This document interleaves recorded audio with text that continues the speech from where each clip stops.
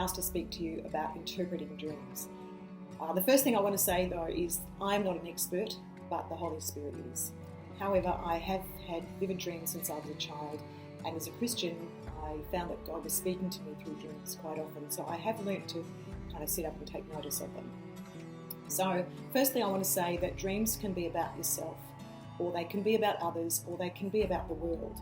Sometimes they're just dreams about everyday things, or things that we're thinking about or worried about. But sometimes God is speaking to us, so we need to have our ears open. He might be illustrating something for us, or giving us understanding or direction. He might be showing us something about our lives that we need to be aware of or need to deal with. I once had a series of dreams where I was guilty of committing terrible crimes, and eventually I figured out that God was showing me that I was carrying some guilt and shame. God also shows us things about other people, and He shows us things to pray for, and how to pray for those people, or how to pray for those things. Dreams can also be prophetic on a larger scale.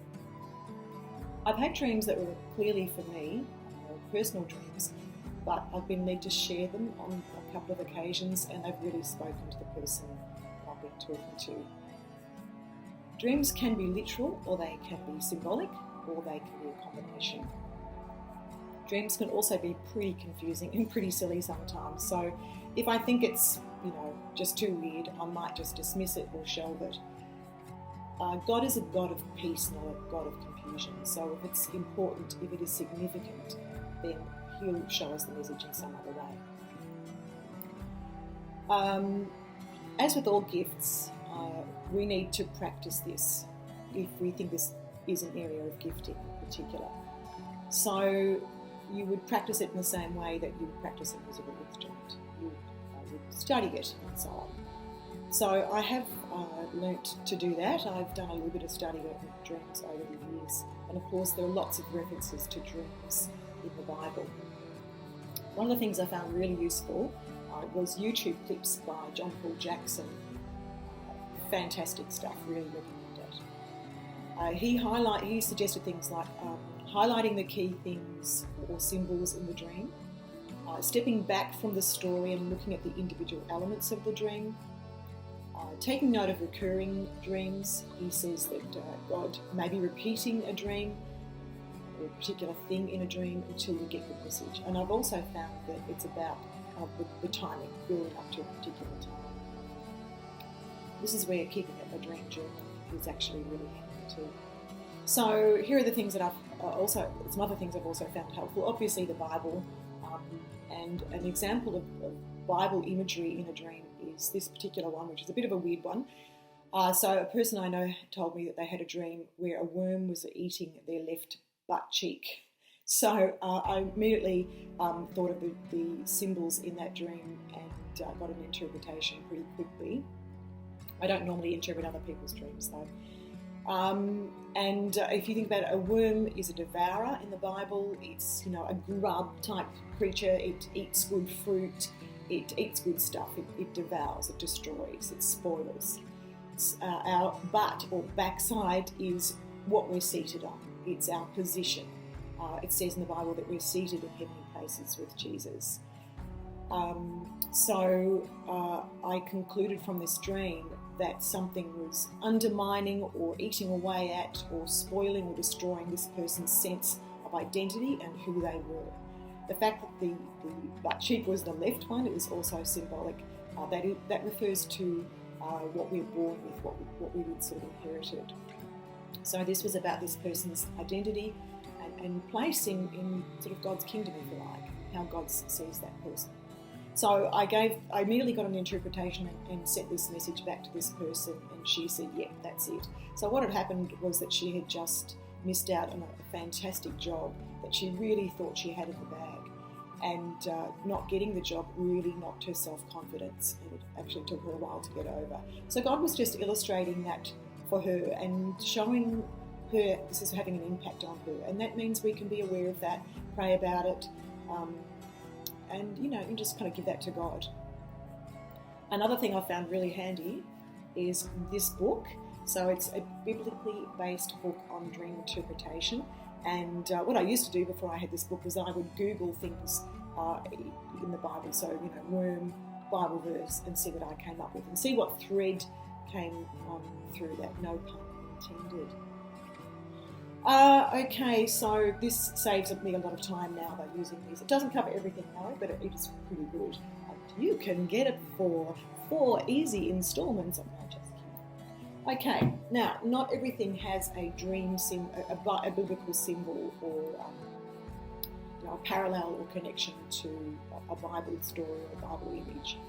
So an example of this would be some years ago I had a dream that I was walking, that I was shooting a commercial actually, and I had to walk out to the end of a pier. And when I looked at this jetty or pier, there was no railing on it, and the water was really choppy and rough, and I was scared. Anyway, when I did walk out along this pier, I realised that the water was only a few inches deep. So I thought about that dream, and I realised that God was saying that things are not as bad as what you fear. This dream was a fantastic encouragement to me, because at the time I had just bought a house, I had all these things I was dealing with, and I found that I was actually really fearful. This dream made me aware that my instinct was to be fearful, which is not a good thing.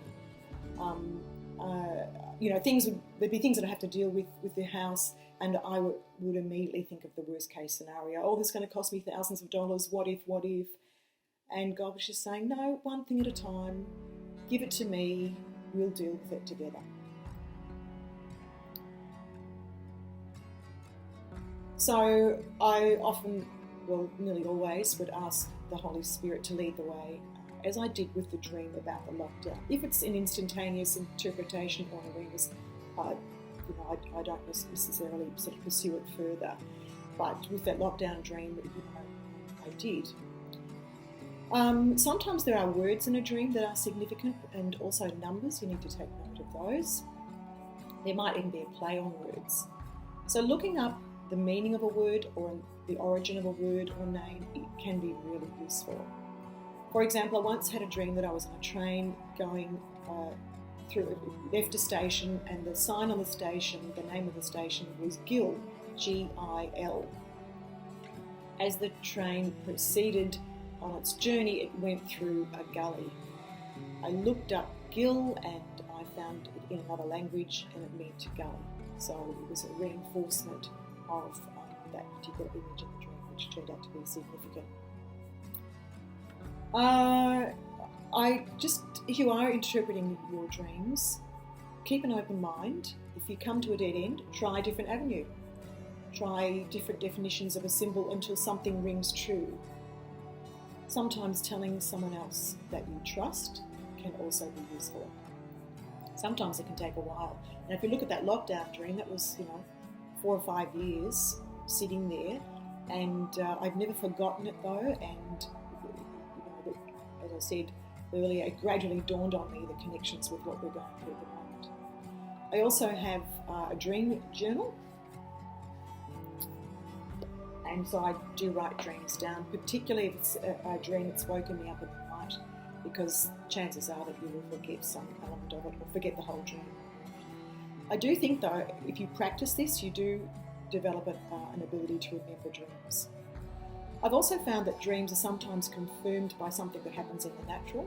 For example, I once had a dream about a particular road that my friends lived on. It was a country road in real life, and it was a really terrible road. It was a private road, so it was never graded by the council or anything like that.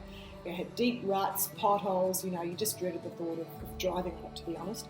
But I would visit these friends occasionally, people I worked with, and I'd gotten used to this road. So in the dream, I'm just going to talk about the road in the dream. In the dream, the road was perfectly graded and beautiful looking and straight and smooth. And not long after the dream, I went to their house, and their road had been graded this was completely unexpected because, as I said, the council didn't do that. So it just made me, it just alerted me to this significance of the dream, which had a series of things in it that I eventually interpreted. Sometimes your dreams can be quite disturbing or even frightening. Now, that doesn't mean we necessarily dismiss them. They can still be from God. I had a dream about a haunted house that I couldn't get out of, and God was showing me that I actually needed to get out of this particular situation in my life. So God might be alerting you to an area of your life that's not right. Sometimes He has to use some shocking things to get our attention. However, God does not want us to fear. So again, pray about it.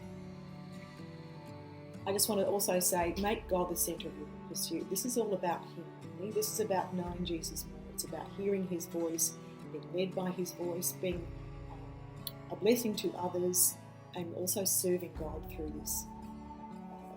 Finally, Proverbs 25:2 says, "It is the glory of God to conceal a matter, to search out a matter is the glory of Him."